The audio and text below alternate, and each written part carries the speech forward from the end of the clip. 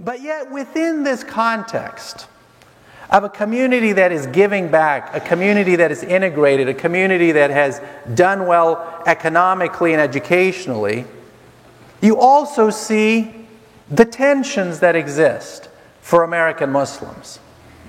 And you see the tensions that have more recently, of course, become much more pronounced. The kinds of language and rhetoric used against American Muslims is a language we haven't heard and seen before. The kind of language that you hear from individuals that are running for the highest office in this country. The candidates running for president. Individuals like Donald Trump, for instance, or Ben Carson. The kinds of things that they have said go against the very fabric of what this country was made on and built on. A country that appreciates our faiths and our diversity.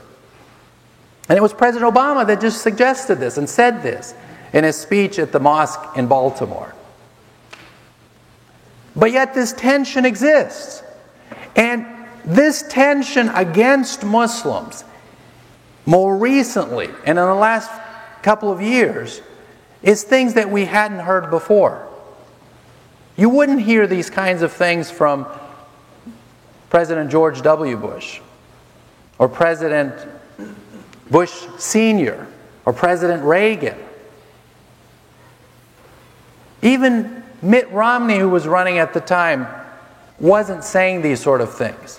You did hear it occasionally from individuals like Herman Cain, who was running, for instance, or Rudy Giuliani.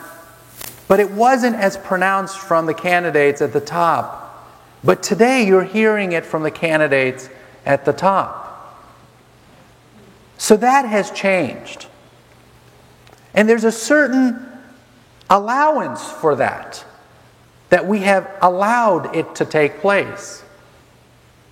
Now what that has done is it has begun to alienate a community that sees itself as integrated.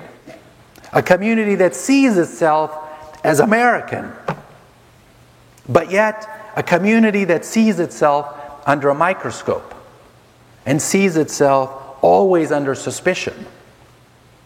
That you have to watch what you say, and you have to be careful about what you do, and you have to be careful about how you practice your faith.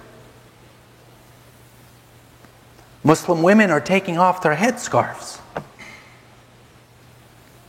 It's not a good sign when Muslims can't practice their faith.